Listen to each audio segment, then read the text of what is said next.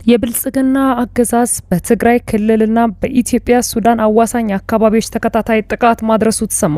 በሌላ በኩል በአማራ ክልል የተለያዩ አካባቢዎች በአገዛዝ ጦርና በፋኖ ኃይሎች መካከል የሚደረገው ውጊያ ዛሬም የቀጠለ ሲሆን በኦሮሚያ ክልል ደግሞ የኦሮሞ ነጻነት ጦር በከፈተው ውጊያ ደግሞ የብልጽግና ባለስልጣናት መገደላቸውን የመረጃ ምንጮቻችን ተናግረዋል። በዝርዝር የምናየው ቀዳሚው ጉዳይ ይሆናል። የኤርትራው ፕሬዝዳንት ኢሳያስ አፈወርቂ ለ3 ቀናት ይፋዊ የስራ ጉብኝት ወደ ግብጽ ዋና ከተማ ካይሮ መጓዛቸው ይታወቃል። ወደ ግብጽ ካመራው የኤርትራ ፕሬዝዳንት ልዑክ ጋር የውጭ ጉዳይ ሚኒስትር መካተታቸው ተሰምቷል። ለምን የሚለውንም በዝርዝር የምንመለከተው ይሆናል። የዓለም ምግብ ፕሮግራም በኢትዮጵያ ከ3 ሚሊዮን በላይ ለሚሆኑ ዜጎች ሰብአዊ ድጋፍ በአስቸኳይነት እያደረስኩ ነው አለ። የአገዛዙ ጠቅላይ ሚኒስትር አብይ አህመድ እርዳታ ቆሟል፣ መቀበልም አቁመናል ቢሉም ዓለም አቀፍ ተቋማት ግን አሁንም በኢትዮጵያ እርዳታ እያከፋፈሉና ዜጎችም የህይወት አድን እንደሚያስፈልጋቸው መናገራቸውን ቀጥለዋል። ሌላኛው መረጃችን ነው። ኢራን እስራኤል ላይ ጥቃት ከፈጸመች በኋላ ጦሯ የአጸፋ ምላሽ ሰጥቷል።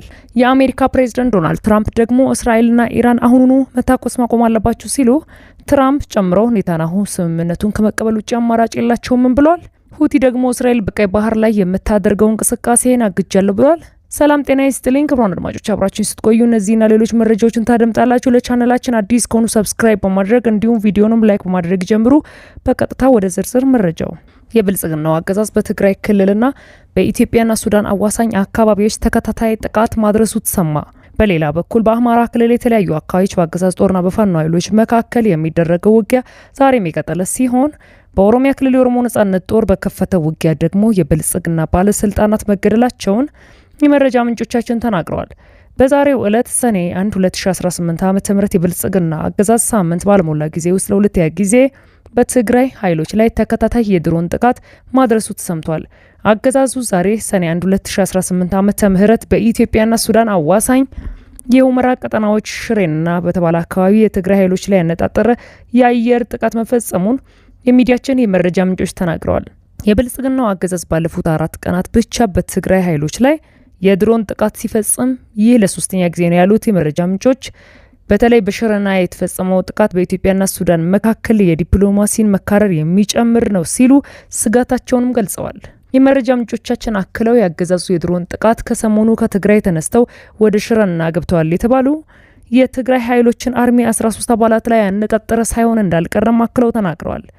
በተጨማሪም የብልጽግና አገዛዝ በትናንትናው ዕለት ግንቦት 30 2018 ዓ.ም ምሽት ላይ በትግራይ ክልል ሰሜን ምዕራብ ዞን አዲያቦ ወረዳ ሽራሮ ቀጠና ሸምብሊና በተባለ አካባቢ ለሁለተኛ ጊዜ የድሮን ጥቃት ማድረሱን የሚዲያችን የመረጃ ምንጮች አረጋግጠዋል። ሆኖም በሽራሮና ሸምብሊናም ሆነ በሽራና በተፈጸመ ድሮን ጥቃት የደረሰው ጉዳት በተመለከተ ለጊዜው ለማወቅ አልተቻለም ያሉት የመረጃ ምንጮቻችን አገዛዙ ግንቦት 29 ቀን 2018 ዓ.ም በሽራሮ ገማሎ በፈጸመው የድሮን ጥቃት በትግራይ ኃይሎች ላይ ሰብአዊና ቁሳዊ ጉዳት መድረሱን የትግራይ ክልል መንግስት ባወጣው መግለጫ ማረጋግጦ ነበር። ሆኖም ትናንት ምሽት በሽራና በሽራሮ ሸምበሊናና በዛሬው ዕለት ሽሬና በተፈጸመው ጥቃቶች ብቻ በትግራይ ኃይሎች በኩል ይዘግባ እስከተጠናቀረበት ጊዜ ድረስ ግን የተባለ ነገር የለም።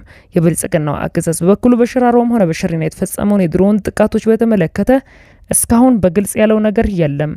ይህ በእንዲህ እንዳለ በአማራ ክልል በፋኖ ኃይሎችና በአገዛዝ ጦር መካከል የሚደረገው ውጊያ ዛሬ መቀጠሉ ተሰምቷል። የፋኖ ኃይሎች በምስራቅ ጎጃም ዞን ደብረ ማርቆስ ከተማ ዙሪያ በከፈቱት ድንገተኛ ውጊያ የአገዛዙ አድማ ብተና ሻለቃ አዛዥ የሆነው በሪሁን ውዱን ጨምሮ በርካቶች መገደላቸውን አፋብን ቴዎድሮስ ይፋ አድርጓል። ውጊያው የተከፈተው ግንቦት 30 2018 ዓ.ም የአገዛዙ አድማ ብተና 36ኛ ሻለቃ አዛዥ በሪሁን ውዱ በወታደራዊ እጀባ ከደብረ ማርቆስ ከተማ ወደ ሊባኖስ አካባቢ ጉዞ ላይ በነበረበት ወቅት ነውም ተብሏል። በተመሳሳይ በክልሉ ወሎ ቀጠና ተንታ ወረዳ በተደረገ ውጊያ ሰብአዊና ቁሳዊ ጉዳት ተመዝግቧል ሲሉ የፋኖ የመረጃ ምንጮች ተናግረዋል። በተንታ ወረዳ ኮረት በተባለ አካባቢ በተደረገ ውጊያም በርካታ የአገዛዝ ጦር አባላት መጎዳታቸውን የፋኖ ኃይሎች አስታውቀዋል። በተያያዘ በደቡብ ጎንደር ዞን ስማዳ ወረዳ ግንቦት 30 2018 ዓ.ም የፋኖ ኃይሎች ባደረሱት ደፈጣ ውጊያ ምክትል ሻለቃ አዛዥ ጨምሮ በርካታ የአገዛዝ ጦር አባላት የሞትና የአካል ጉዳት ደርሶባቸዋል ሲሉ የመረጃ ምንጮቻችን ለሚዲያችን ተናግረዋል። በአገዛዝ ጦርና በፋኖ ኃይሎች መካከል የሚደረገው ውጊያ በሸዋ ቀጠናም ቀጥሏል ያሉት የመረጃ ምንጮች በትናንትናው ዕለት ወደ አረርቲ ከተማ ወደ በረት ጉዞ ላይ ከነበረ ከአገዛዝ ጦር ጋር ከባድ ውጊያ መደረጉን ተናግረዋል። የፋኖ ኃይሎች በቀጠናው አርኬሚት የተባለ አካባቢ ለ8 ሰዓታት በቀጠለ ውጊያ በአገዛዝ ጦር ላይ ከፍተኛ ወታደራዊ ኪሳራ አድርሰውበታል ሲሉ አስታውቀዋል። በሌላ በኩል በኦሮሚያ ክልል ምስራቅ ወለጋ ዞን በአገዛዝ ጦርና በኦሮሞ ነጻነት ጦር መካከል ከባድ ውጊያ እየተደረገ እንደሚገኝ መዘገባችን የሚታወስ ሲሆን በዞኑ ግንቦት 30 2018 ዓ.ም በተደረገ ውጊያ የብልጽግና አመራሮች ላይ ከፍተኛ ጉዳት መድረሱን የመረጃ ምንጮቻችን ተናግረዋል። የኦሮሞ ነጻነት ጦር ባለፉት ተከታታይ ቀናት በተለይ በወለጋና ሸዋ ሌላ አካባቢዎችም በአገዛዝ ጦር ላይ ከፍተኛ ጉዳት ከማድረሱም በላይ ሰፊ አካባቢዎችን እየተቆጣጠረ ይገኛል ሲሉም ነው የመረጃ ምንጮቻችን የተናገሩት። በትናንትናው ዕለት ጦሩ በምስራቅ ወለጋ ዞን ኑኑ ቁምባ ወረዳ መቆጣጠሩ የተሰማ ሲሆን በወረዳው በተደረገ ውጊያ የኑኑ ቁምባ ወረዳ ፖሊስ አዛዥ፣ የወረዳው ብልጽግና ጽሕፈት ቤት ኃላፊዎችና ሌሎችም ሲገደሉ ዋና አስተዳዳሪው ደግሞ ቆስለዋል ሲሉ የመረጃ ምንጮቻችን ለሚዲያችን ተናግረዋል።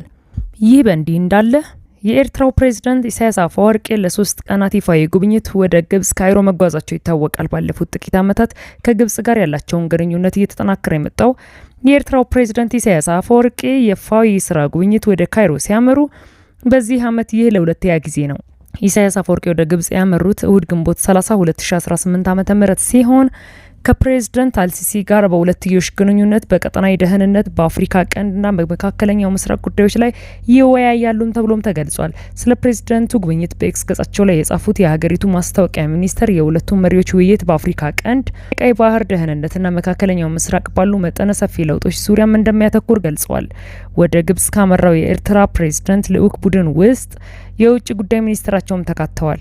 ፕሬዝዳንት ኢሳያስ በጥቅምት ወር በካይሮ ባደረጉት የ5 ቀናት ጉብኝት ወቅት አልሲሲ ሀገራቸው የኤርትራ ሉዓላዊነትና የግዛት አንድነት ለመደገፍ ቁርጠኛ መሆኗን ተናግረውም ነበር። ከኢትዮጵያ ጋር በታላቁ ህዳሴ ግድብ ምክንያት ለዓመታት ውዝግብ ውስጥ የምትገኘው ግብጽ ሶማሊያን ጨምራ ባለፉት ዓመታት ከኤርትራ ጋር ትብብር ጥምረት መፍጠራቸውም ይታወሳል። ግብጽ፣ ኤርትራና ሶማሊያ ባለፈው ዓመት ጥቅምት የጋራ ግንባር የመሰረቱት የኢትዮጵያና ከሶማሌላንድ ጋር የሚቆራኝ ስምምነት ከተፈራረሙ በኋላ ነበር። በግንቦት ወር የግብጽና ኤርትራ ውጭ ጉዳይ ሚኒስትሮች ተገናኝተው በቀይ ባህርና በቀጠናው ጉዳዮች ላይም ተወያይተዋል። የግብጽ የውጭ ጉዳይ ሚኒስትር ባድር አብደላቲና የግብጹ ትራንስፖርት ሚኒስትር ሌተናንት ጀነራል ከማል አልዋርዚ ወደ አስመራ በማምራት ከኤርትራው ፕሬዝዳንት ኢሳያስ አፈወርቂም ጋር ተወያይተውም ነበር።